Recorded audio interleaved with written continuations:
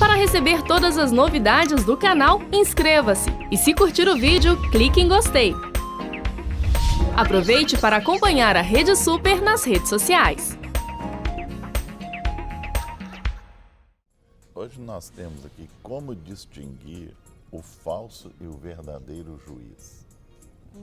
Tá. Mas tem esse negócio do falso? É farso? É isso que nós vamos ver aqui hoje, né? Sobre o falso e o verdadeiro, né? E nós temos aqui no Salmo 82, de 1 a 8, né? Nós temos que o texto que ele nos fala assim: Deus está na congregação dos poderosos, julga no meio dos deuses. Até quando julgareis injustamente e respeitareis a aparência da pessoa dos ímpios? Defendei o pobre e o órfão, fazei justiça ao aflito e necessitado, livrai o pobre e o necessitado, tirai-o das mãos dos ímpios. Eles nada sabem nem entendem, andam em trevas, todos os fundamentos da terra vacilam. Eu disse, vós sois Deus e vós outros sois todos filhos do Altíssimo.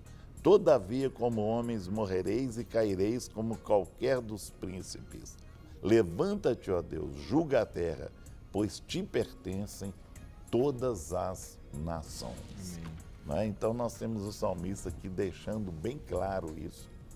Temos visto nos nossos pais, todos os dias, em todos os jornais, a atuação do Poder Judiciário, tomando suas decisões e influência através dela toda a vida de cada um de nós.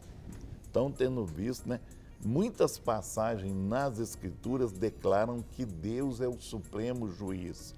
Um juiz traz o juízo à luz, punindo os criminosos e recompensando os justos. Entretanto, antes que chegue o dia do juízo final, Deus quer usar a sua igreja, os seus líderes, para justificar seu povo e instigar os ímpios a se arrependerem. Deus confiou à igreja o evangelho de Jesus Cristo, por meio do qual os homens podem ser liberados do juízo final e também estabelecer a sua justiça na terra. Devemos levar essa tarefa a sério e usar nossa influência para promover essa justiça, distinguindo os falsos juízes dos verdadeiros juízes, baseado nas seguintes características: verdadeiros juízes. Mas nós não vamos falar isso ainda não, pastor, né? Pode ir? Então você passa para mim de novo. Pastor Guerra. Devolve a bola. Eu joguei a bola, você devolve. É vôlei. É vôlei. Ping-pong. Ping-pong. São escolhidos e designados por Deus. Verdadeiros juízes. São escolhidos e designados por Deus. E aí, Guerra, essa questão do juiz, né, e a função do juiz é uma coisa extremamente relevante para nós pensarmos e realmente para nós termos mais clareza no tempo em que nós estamos vivendo. Sim. Hoje nós temos um parâmetro que são as leis de cada país. Sim. E a Constituição de cada país. E essas devem ser realmente as diretrizes para o julgamento, né? Deus, quando ele estabeleceu juízes sobre o povo, ele, antes de estabelecer juízes sobre o povo, o seu povo, ele entregou as suas leis para o povo. E é interessante porque o primeiro grande legislador de Israel foi Moisés. E Moisés, antes de assumir essa função de grande legislador de Israel, ele recebeu do Senhor as suas leis. Sim. Não é? Não, com certeza. Mesmo assim, em determinadas situações, Moisés teve que consultar o Senhor a respeito de determinados aspectos que de alguma maneira, não estavam contemplados ou muito claros para ele nas leis que ele recebeu do Senhor. Então, há essa importância dessa referência, que são as leis. Deus é o justo juiz e ele estabelece o seu juízo nas suas leis e nos princípios que ele estabeleceu para todos os homens. Né? Então, Sim, com certeza. Deus não faz acepção de pessoas e nem trata pessoas de forma diferenciada, porque os seus princípios e as suas leis são imutáveis. Né? Então, por isso ele pode ser o justo juiz. Deus também pode ser o justo juiz, até mesmo porque ele é o único que sabe realmente avaliar todas as circunstâncias, inclusive a motivação do nosso coração. Né? Então, ele, quando julga, ele não julga apenas por aquilo que nós vemos. Ele julga por aquilo que é visível e por aquilo que é invisível e que só ele pode ver. Por isso, a justiça de Deus é realmente uma justiça sem precedentes, sem outro parâmetro. Né? Ele a julga e julga com equidade. Agora, nós, como no nosso país, e você até citou, que no nosso país hoje, nós estamos vivendo uma situação onde nós temos grandes evidências desse poder, que é o poder judiciário, atuando para tentar trazer a justiça para a nossa nação e punir aqueles que realmente são culpados.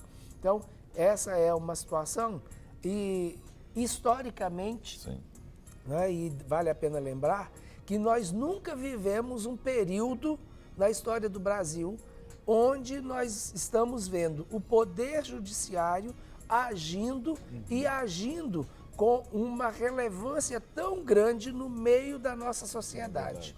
Não é? Então, nós já estamos vendo, inclusive, que isso é resposta de oração. Sim, com porque certeza. Uma outra coisa que você colocou, né, é a questão da responsabilidade da igreja diante de todas essas situações. E a igreja tem orado e há algum tempo para que realmente seja manifestada a justiça.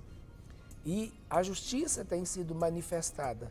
Deus tem ouvido o clamor e Deus tem respondido a nossa oração e Deus tem realmente trazido à luz aquilo que estava encoberto, né? Mesmo no meio da igreja. Então, nós precisamos também entender esse aspecto. Lógico, né? Com certeza. Se Deus, o juízo, ele começa pela própria casa. Então, se a igreja se levanta para clamar por justiça, Deus vai descortinar aquilo que está em oculto dentro da própria igreja. Amém. Né? Rogério, nós temos uma participação aqui, uma pergunta assim, é importante, porque muitas vezes a gente percebe essa situação acontecer, que eu vou citar, e gera questionamentos. Por exemplo, Paz do Senhor Jesus, quando uma pessoa sai da igreja aonde congrega, e essa pessoa sai por não aceitar a disciplina, ou seja, foi disciplinado, mas não aceita a disciplina, e vai para outra igreja. E nessa igreja onde a pessoa foi, na mesma hora já é colocada em comunhão, né? Como fica? Ela não tem que consertar aonde caiu? A gente sabe que acontece muito, né? E é um DDD 37. Olha, primeiro é que ela não deveria ter saído por não aceitar, né, a correção. Ela devia ter ficado, aceitado a correção e consertado ali aonde caiu. Esse é o primeiro ponto. Caiu, ok, conserta e levante. E o Senhor nos orienta, volte aonde caíste. Então, essa é uma orientação do Senhor. Então, e se você, por não aceitar a correção, você vai sair do mesmo jeito e com outro agravante, ainda sai em rebeldia, porque você não se submeteu à autoridade daquele lugar. E infelizmente, isso acontece, né? Se agora temos uma outra questão, Rogério, que vale a pena abrir um parênteses, às vezes a pessoa não aceita a correção por achar que essa correção ela é injusta, não é? E aí é mais um motivo para não sair, para ficar. Porque se você foge, você vai deixar a impressão de que realmente não houve um ato de injustiça. Quem te justifica é o Senhor. E se o Senhor é quem te justifica, fique aonde você estava, até o Senhor te justificar ali e trazer luz sobre tudo aquilo que está acontecendo sobre a sua vida em termos de injustiça. Ele é o justo juiz. Né? Só uma colocação aqui de um rapaz que eu trabalhei, que ele estava aqui em Minas Gerais, mas ele era de Goiânia, acho que é de Goiânia. E eu estava fazendo cura interior nele e tinha uma área lá que eu não conseguia alcançar essa área. Por mais que a gente trabalhou e tudo, havia ainda uma dificuldade de saber o porquê que estava acontecendo aquilo. Aí eu comecei a trabalhar a história dele. Eu falei, você passou por qual igreja? O que aconteceu nas igrejas? Aí numa igreja ele saiu em rebeldia. Ele tinha saído daquela igreja em rebeldia. Aí eu falei, então você vai lá, procura o pastor da igreja, pede perdão, conserta com ele. Ele foi lá e consertou com o pastor. Quando ele voltou, aquilo que era barreira na vida dele acabou, rapaz, mas foi incrível assim, né? Mas sumiu e resolveu o problema. E foi aonde a gente conseguiu solucionar aquilo, depois que ele pediu perdão, que ele consertou. Talvez, né, que você está colocando aí, a pessoa chega, a pessoa perguntou, a pessoa chega na igreja, não está acontecendo nada ali, na questão de estar ali, está tudo bem, mas alguma coisa na vida dele vai ficar travada no mundo espiritual. Vai ficar. Não é? O outro aspecto, Rogério, não é agora não focando a pessoa que sai, é focando a nova liderança que recebe, não é? Também. Então, nós precisamos entender em que condições e buscar realmente saber em que condições aquela pessoa está vindo. Eu acho que é sábio e prudente saber por que não está mais congregando naquele lugar. Se antes estava numa congregação do outro lado da rua e hoje está vindo para a congregação do lado de cá, o que fez ela mudar de congregação? Então, precisa realmente ser avaliado e conversar, saber se houve alguma coisa para ser tratada. A orientação é: volta lá e resolve. Depois que você resolver lá, se não quiser ficar lá mais, você pode até vir para cá. Mas vir para cá sem resolver lá, olha, procurar problemas com as próprias mãos. Então, não vale a pena. A orientação é que realmente resolva o que tem que resolver, aonde caiu, e depois dê continuidade. Ok. Nós temos aqui uma outra pergunta também, que eu acho que muitas vezes é dúvida para muitas pessoas. Né? Ela diz assim, pastor, eu queria saber, sou divorciado do meu marido no papel e hoje estou vivendo com ele, mas só não nos casamos de novo por falta de dinheiro, mas é da nossa vontade casar de novo. Eu queria saber se pela palavra de Deus estou me prostituindo. Tenho essa dúvida, obrigado. Fiquem na paz, vocês são bênçãos em nossas vidas. Que o Senhor continue capacitando cada vez mais. Certo não está, não. Quando ela divorciou, ela se tornou solteira. Então, é a mesma coisa... quebra da aliança.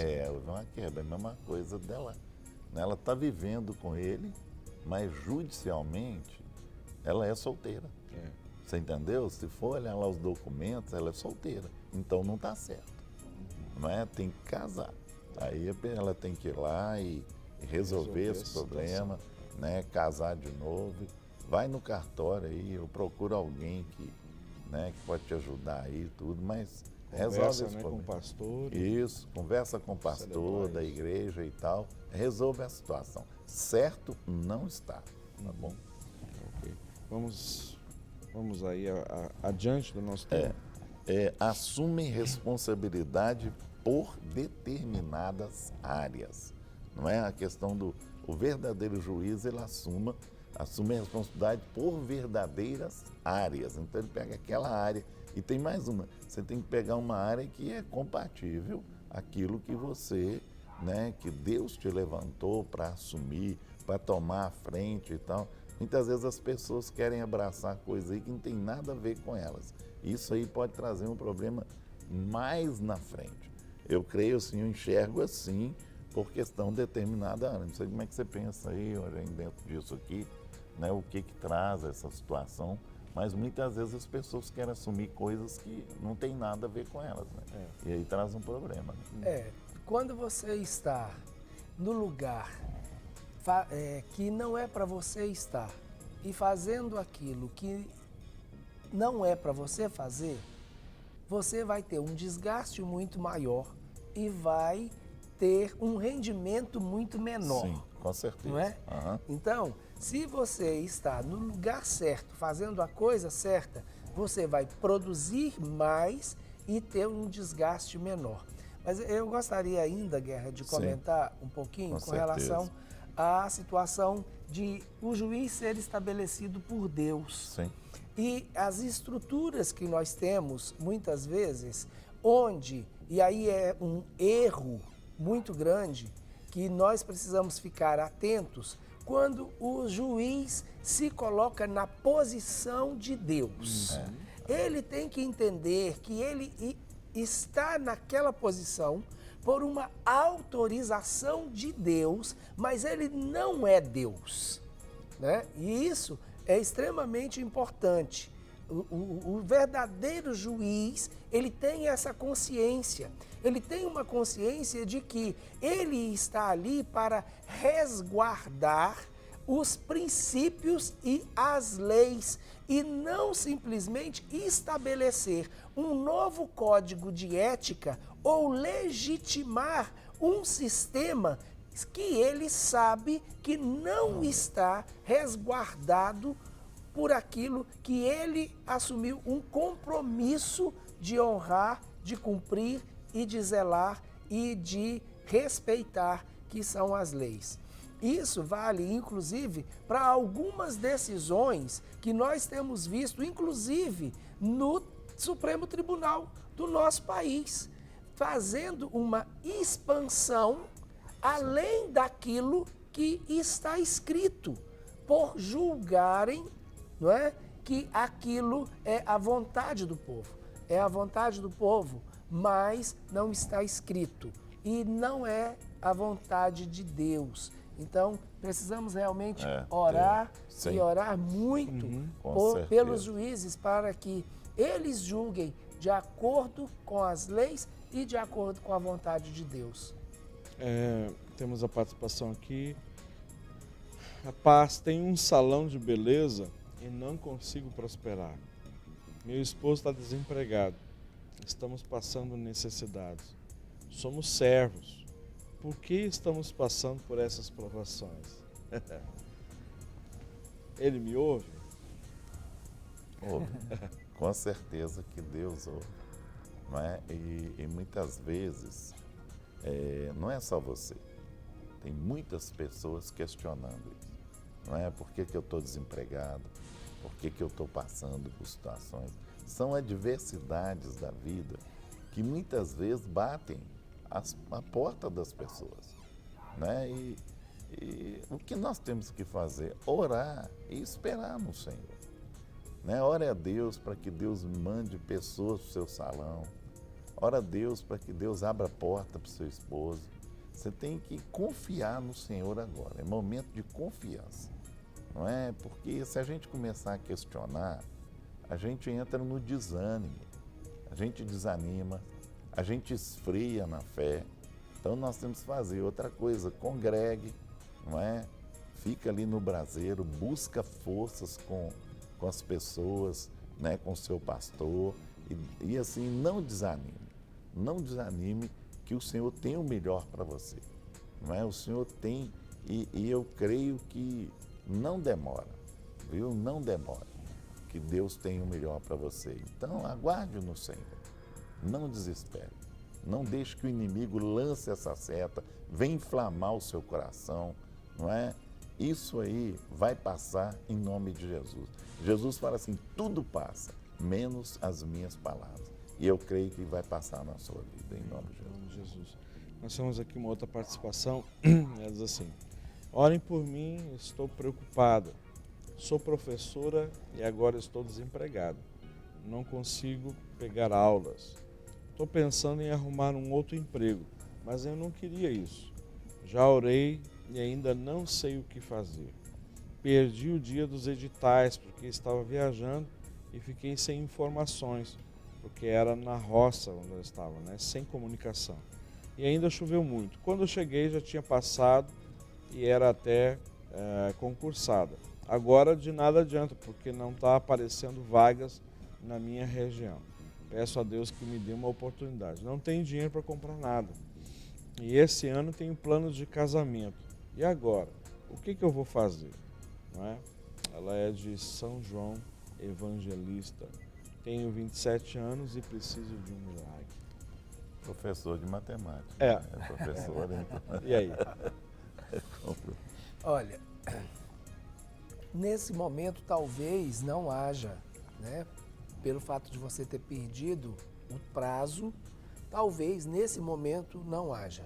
Mas continue orando, porque como você sabe, as vagas elas aparecem no decorrer do ano. E de repente é uma situação que Deus possibilitou para que você pudesse crescer em confiança e em fé nele, né? Então, não pense que não há possibilidades. Há possibilidades e pergunte ao Senhor o quanto você está disponibilizando a sua vida no Senhor e Ele vai, com certeza, suprir e Ele vai abrir as portas que precisam ser abertas, né? Então, descanse e faça aquilo que você sabe que precisa fazer, né? Então, pelo que você disse, concursada. Esse concurso, você já foi chamada, seu cargo é efetivo ou não? Então, vê se é um cargo efetivo, que tipos de direitos você tem, né? E tenta buscar isso, coloque seu nome na Secretaria de Educação e busque do Senhor uma outra possibilidade. Outra coisa, está pensando em procurar um outro emprego, mas quer continuar como professora? Então, comece a pensar na possibilidade de trabalhar com ajuda para alunos que têm necessidade de aprendizagem, né? O que a gente chama de aulas particulares. Então, o Senhor abre portas, com certeza, e você poderá entrar por uma dessas portas que o Senhor abrir, no nome de Jesus. Amém. Nós temos aqui, são justos e dignos de confiança. Né? O juiz ele tem que ser justo e digno de confiança. Mas isso aqui, né? Não temos como discutir isso aqui. Isso é pleno de Deus. É ser justo e confiante. Nós confiamos em Deus porque Deus é justiça. Ele é justiça e amor. E quando Deus levanta uma pessoa, Deus quer que aquela pessoa tenha o caráter dele. Ser justo, ser verdadeiro e ser confiante. Né? Nós temos que passar essa confiança para as pessoas. Né? E muitas vezes as pessoas não passam. Isso traz dúvida, traz conflito. Então, um juiz tem que ser digno, justo e confiante. Ele tem que realmente passar confiança, né? E essa confiança, ela só vai vir quando as pessoas virem ele agir com dignidade e com justiça, né? Ninguém vai confiar em um juiz que não age com dignidade. Sim, com né? certeza. Então, o verdadeiro juiz, ele precisa realmente entender que está ali em uma posição estabelecida por Deus, saber que Ele vai fazer as coisas de acordo com princípios e com dignidade, manifestando realmente a justiça, cuidando daqueles que são necessitados, cuidando dos interesses daqueles que realmente clamam e têm os seus direitos. Com certeza. Né? Então, isso é importante. Isso identifica o verdadeiro juiz. Né? Aquele, como você disse, o verdadeiro juiz, ele tende a ser semelhante a Jesus. Isso mesmo. Né? Então, ainda que ele não creia em Deus, ainda que ele não sirva a Jesus, mas ele vai tender a agir como Jesus agiu. Né?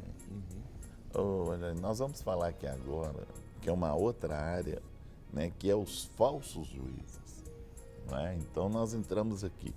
Governam por sua própria força e pelos seus próprios interesses, né? Eu sei que talvez não tem, né?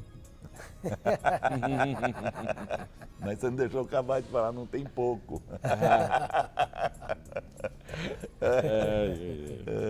E como é que nós ficamos com isso aí, Rogerinho? Olha, Guerra, quando o juiz ele vai estabelecer aquilo que é a sentença, baseado nos seus próprios interesses, ele automaticamente deixa de cumprir o seu propósito, que é manifestar e trazer à luz a justiça. Né? Então, ele está agindo por interesse próprio. E esses interesses podem ser interesse pessoal, esse interesse pode ser um interesse financeiro, esse interesse pode ser um interesse político, esse interesse pode ser um interesse, inclusive, ideológico. Então, estas questões, elas têm que ficar fora do seu julgamento. Não importa a corrente ideológica, não importa o fracasso ou a perda financeira que ele vai ter, não importa qual partido político que ele representa ou deixa de representar, qual é o interesse político que ele tem ou deixa de ter naquela situação.